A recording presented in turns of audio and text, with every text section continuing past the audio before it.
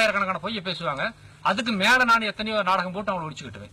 இது என்னுடைய ఫ్రెండ్స్, ఇప్పుడు మీరు వింటున్న ఈ వాయిస్ ఎవరిదో తెలుసా? ఇది కూసే మునియస్వామి వీరప్పన్ గొంతు. ఒకప్పుడు భారతదేశంలో మోస్ట్ వాంటెడ్ క్రిమినల్ ఇతను. సుమారు 20 సంవత్సరాల పాటు తమిళనాడు మరియు కర్ణాటక ప్రభుత్వాలను నిద్ర లేకుండా చేశాడు. అతనిపై 2000 కంటే ఎక్కువ ఏనుగులను మరియు సుమారు 184 మంది వ్యక్తులను చంపిన ఆరోపణలున్నాయి. అతని తలపై 5 కోట్ల రూపాయలకు పైగా బహుమతి ఉంచబడింది. భారతీయ నేర చరిత్రలో దావుద్ ఇబ్రహీం తర్వాత అత్యంత కీర్తిగాంచిన క్రిమినల్ గా వీరప్పన్ పేరు చెప్పుకుంటారు. సో ఫ్రెండ్స్, ఈ వీడియోలో వీరప్పన్ గురించి పూర్తి వివరాలు తెలుసుకుందాము. వీడియో చాలా ఇంట్రెస్టింగ్ గా ఉంటుంది. సో వీడియోని చివరి వరకు స్కిప్ చేయకుండా చూడండి. ఫ్రెండ్స్, జనవరి 18, 1952 కోయంబత్తూరు డిస్ట్రిక్ట్ లోని గోపీనాథం అనే ఒక చిన్న గ్రామంలో ఒక వ్యక్తి జన్మించాడు. అతనికి వాళ్ళ అమ్మా నాన్న పెట్టిన పేరు Koose Muniswamy Veerappan. Poor and backward caste లో పుట్టడం వల్ల చిన్నప్పటి నుండి చాలా కష్టాలను ఎదుర్కొన్నాడు. అంతేకాకుండా చిన్న వయసులోనే ఫ్రీగా పేదరికంతో పాటు జంతువులను వేటాడడం గురించి కూడా ఇంకా బాగా తెలుసుకున్నాడు.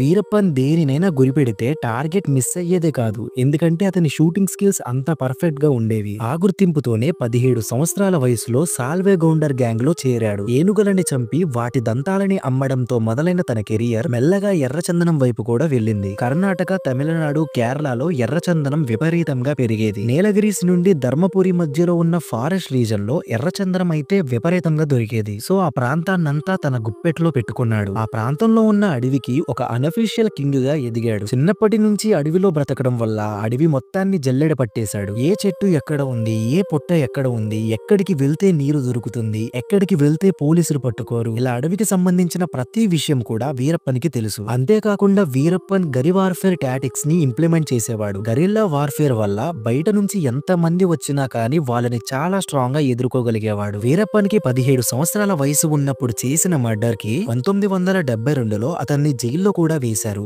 కానీ వీరప్పన్ జైలు నుండి కూడా తప్పించుకున్నాడు. అతను 17 సంవత్సరాల వయసులో మొదటిసారిగా ఒక ఏనుగును వేటాడినట్లు చెబుతారు. ఏనుగుని చంపడంలో అతని ఇష్టమైన సాంకేతికత ఏనుగు నిదిటి మధ్యలో బుల్లెట్స్ కాల్చడం. అయితే చేసింగ్ ది బ్రిగేడ్ పుస్తక రచయిత మరియు వీరప్పన్ ని పట్టుకోవడానికి ఏర్పడిన స్పెషల్ టాస్క్ ఫోర్స్ అధిపతి కె విజయ్ కుమార్ అతను రచించిన పుస్తకంలో ఈ విషయం గురించి చాలా బాగా వివరించాడు. అతను వివరించింది ఏంటంటే, ఏనుగు తొండం అది మనిషిని వాసన చూడడానికి ఉపయోగిస్తుంది. ఏనుగు తన ముందుకు వెనకకు కదిలించి మనిషి ఉనికి గుర్తిస్తుంది. కాబట్టి వీరప్పన్ గాలి దిశను గమనించి చాలా దగ్గరగా వెళ్లి కాల్చేవాడు. అతను చాలా నైపుణ్యం కలిగిన షూటర్. చివరి వరకు అతను ఇలాగే చేస్తూనే ఉన్నాడు. ఇదే కాకుండా వీరప్పన్ ఆకస్మిక దాడులు చేయడంలో చాలా నైపుణ్యం కలిగిన వాడు. ప్రారంభంలో అతని వద్ద బర్మర్ రకం మజిల్ లోడర్ మరియు సాధారణ ఆయుధాలు మాత్రమే ఉండేవి. పోలీసుల వద్ద SLR మరియు 303 రైఫిల్స్ ఉండేవి. అయినప్పటికీ అంత పురాతనమైన ఆయుధాలతో కూడా అతను చాలా వేగంగా మరియు ప్రభావవంతంగా ఆకస్మిక దాడులు చేసేవాడు. అయితే వీరప్పన్ ని పట్టుకోవడానికి ఎవరైనా సహాయం చేస్తే వారికి ప్రైజ్ మనీ కూడా అనౌన్స్ చేశారు. వీరప్పన్ సొంత ఊరైన గోపీనాథం కి వెళ్లి అక్కడ ప్రజలతో వీరప్పన్ ని పట్టుకోవడానికి హెల్ప్ చేస్తే 5 కోట్లు ఖర్చు పెట్టి ఆ విలేజ్ ని డెవలప్ చేస్తామని ప్రైజ్ మనీని అనౌన్స్ చేశారు. అయినా కానీ ఇవన్నీ పట్టించుకోకుండా వీరప్పన్ మీడియా పర్సనల్స్ ని పిలిచి ఇంటర్వ్యూ ఇచ్చేవాడు. ఫొటోస్ కి పోజులు కూడా ఇచ్చేవాడు.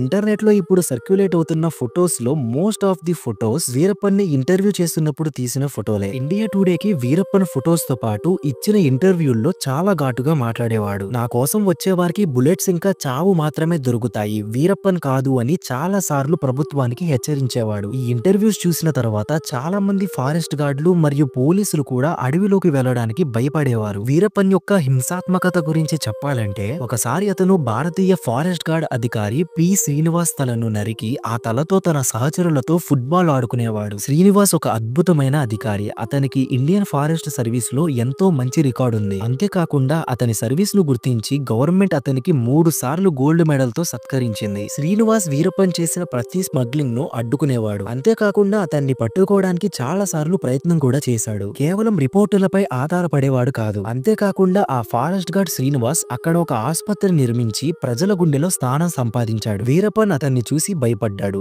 అయితే ఇది ఇలా ఉండగా కొన్ని రోజుల తర్వాత శ్రీనివాస్ వీరప్పన్ సోదరుడు అర్జున్ ని సంప్రదించాడు. సంప్రదించి వీరప్పన్ లొంగిపోవాలని ఒప్పించాడు. వీరప్పన్ కూడా లొంగిపోతానని చెప్పాడు. కానీ శ్రీనివాసును నమ్మకం కలిగించడానికి వీరప్పన్ ఒక్కొక్కరిని 10 నుంచి 15 మీటర్ల దూరంలో వదిలేస్తూ వెనక్కి వెళ్ళాడు. చివరికి ఒక గ్రామ నాయకుడు మాత్రమే శ్రీనివాస్ తో ఉన్నాడు. ఆ గ్రామ నాయకుడిని కూడా ఒక చెరువు దగ్గర వదిలేసి శ్రీనివాస్ ఒంటరిగా మిగిలాడు. మీరు క్రూరత్వానికి సంబంధించిన అనేక ఎగ్జాంపుల్స్ ని విని ఉంటారు. కానీ ఒక దొంగ లేదా డాకు తన స్థానం బయటపడకుండా ఉండేందుకు తన నవజాత శిశువును బలి ఇచ్చిన సంఘటన విని ఉండరు. వీరప్పన్ తన కొన్ని నెలల శిశువు ఏడుపు వల్ల తన ఆచూకీ బయటపడకుండా ఉండేందుకు ఆ శిశువు గొంతును శాశ్వతంగా మూసివేయాలని నిర్ణయించుకున్నాడు. ఈ విషయంలో అతని భార్య మాత్రమే వ్యతిరేకించింది. ఆమె చాలా బాధపడింది. ఒక శిశువు ఏడుపు సుమారు 110 డెసిబిల్స్ ఉంటుంది. ఇది థండర్ క్లాప్ కంటే 10 డెసిబిల్స్ ఎక్కువ. జంగల్లో ఈ శబ్దం 2 నుంచి 3 కిలోమీటర్ల దూరం వరకు వినిపిస్తుంది. అందువల్ల శిశువు ఏడుపు వల్ల ఆచూకీ బయటపడే అవకాశం ఉందని భయపడ్డాడు. ఆ శిశువు గొంతు కోసి చంపేశాడు. ఇదే కాకుండా వీరప్పన్ 1993లో గుడ్ ఫ్రైడే రోజున ఒక పోలీసు బృందంపై దాడి చేసి 21 మంది పోలీసులను చంపడం ద్వారా దేశవ్యాప్తంగా ప్రఖ్యాత పొందాడు. ఆ పోలీసు బృందంలోని అశోక్ కుమార్ అనే వ్యక్తి ఈ సంఘటన గురించి వివరిస్తూ రాంబో గోపాలకృష్ణ బృందాన్ని లక్ష్యంగా చేసుకోవడానికి వీరప్పన్ రోడ్డుపై 10 నుంచి 10 అడుగుల దూరంలో 14 గుంటలు తవ్వి వాటిలో పేలుడు పదార్థాలను ఉంచాడు. ఆ పేలుడు పదార్థాలను 12 వోల్ట్స్ కార్ బ్యాటరీతో అనుసంధానం చేశాడు. పేలుడు జరిగిన వెంటనే బస్సు కింది భూమి కంపించింది. 3000 డిగ్రీల సెల్సియస్ ఉష్ణోగ్రత ఏర్పడింది. ముందుకు వెళుతున్న బస్సు గాలిలోకి లేచి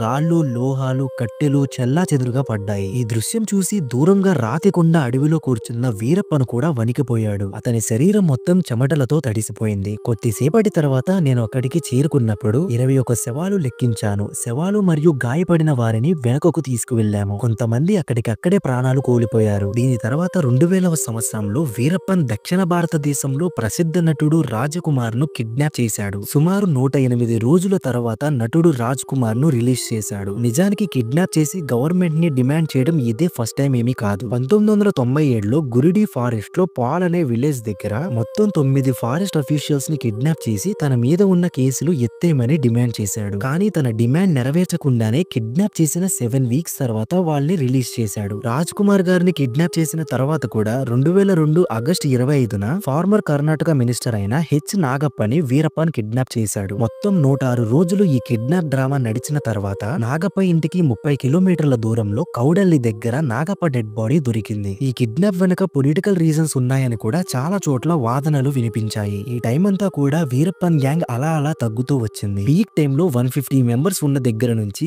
జస్ట్ 4గురికి వీరప్పన్ గ్యాంగ్ పడిపోయింది. ఎంత పెద్ద మహావీరుడికైనా చావు తప్పదు. ఇంత పెద్ద డౌన్ ఫాల్ చూసిన వీరప్పన్ లైఫ్ లో ఇంకా మిగిలింది చావు మాత్రమే. తమిళనాడు ఎస్టీఎఫ్ వీరప్పన్ ని చంపడానికి ఆపరేషన్ కకూన్ ని లాంచ్ చేసింది. ఈ ఆపరేషన్ కి K Vijay Kumar and NK సెంట్ తామర హెడ్ గా ఉన్నారు. 10 నెలల పాటు ప్లాన్ చేసిన తర్వాత ఈ ఆపరేషన్ ని ఎగ్జిక్యూట్ చేయడానికి 3 వారాలు పట్టింది. కానీ ఫైనల్ ఆపరేషన్ మాత్రం జస్ట్ 45 మినిట్స్ లో క్లోజ్ అయిపోయింది. అక్టోబర్ 18, 2004 వీరప్పన్ లైఫ్ లో అదే చివరి రోజు. అప్పుడు అతని వయసు 52 సంవత్సరాలు. వీరప్పన్ కి ఐ ప్రాబ్లం వచ్చింది. అందుకని సౌత్ ఆర్కాట్ కి వెళ్లి అక్కడ మెడికల్ ట్రీట్మెంట్ తీసుకోవాలనుకున్నాడు. వీరప్పన్ గ్యాంగ్ లో ఒక ఆఫీసర్ ఇన్ఫిల్ట్రేట్ అయ్యి వీరప్పన్ ని పరపతి విలేజ్ లో ఒక అంబులెన్స్ లోకి ఎక్కించాడు. నిజానికి అది ఒక పోలీస్ వెహికల్. ఆ విలేజ్ లో మొత్తం 35 మంది పోలీస్ ఆఫీసర్స్ ఫోర్స్ దాక్కుని ఉన్నారు. Ambulance driver who is also a police officer. Ambulance నుంచి మెల్లగా తప్పించుకున్న తర్వాత వీరప్పన్ ని లొంగిపోమని హెచ్చరించారు. కానీ వీరప్పన్ లొంగిపోకపోవడంతో ఆఫీసర్స్ ఫైర్ చేశారు. ఆ కాల్పుల్లో వీరప్పన్ అక్కడికక్కడే చనిపోయాడు. అయితే ఇక్కడ విచిత్రం ఏంటంటే ఆ ఎస్టీఎఫ్ మరియు పోలీస్ బృందం మొత్తం 328 రౌండ్లు కాల్చారు. ఆశ్చర్యంగా వీరప్పన్ కు కేవలం 2 బుల్లెట్లు మాత్రమే తగిలాయి. వీరప్పన్ ఒక చాలా తెలివైన వాడు, ఒక గొప్ప లీడర్ అండ్ ఒక గొప్ప ఫైటర్ కూడా. అంత టాలెంట్ ఉన్న పర్సన్ దాన్ని మంచి వేలో యూజ్ చేసుకుని ఉంటే ఇంకొకలా ఉండేదేమో. ఆపరేషన్ కోకున్ ని లీడ్ చేసిన విజయ్ కుమార్ కూడా వీరప్పన్ ఒక టెరిఫిక్ కమాండర్ అయ్యేవాడని తను రాసిన బుక్ లో చెప్పాడు. సో ఫ్రెండ్స్, ఈ కథ ఇంతటితో పూర్తయింది. ఈ వీడియో మీకు ఎలా అనిపించిందో కింద కమెంట్స్ లో పోస్ట్ చేయండి. వీడియో నచ్చితే లైక్ చేసి మీ ఫ్రెండ్స్ అండ్ ఫ్యామిలీకి షేర్ చేయండి. ఇలాంటి మంచి వీడియోస్ కోసం మన ఛానల్ ని సబ్స్క్రైబ్ చేసి పక్కనే ఉన్న బెల్ ఐకాన్ ని క్లిక్ చేయండి. మళ్ళీ నెక్స్ట్ వీడియోలో కలుసుకుందాం. Thanks for watching.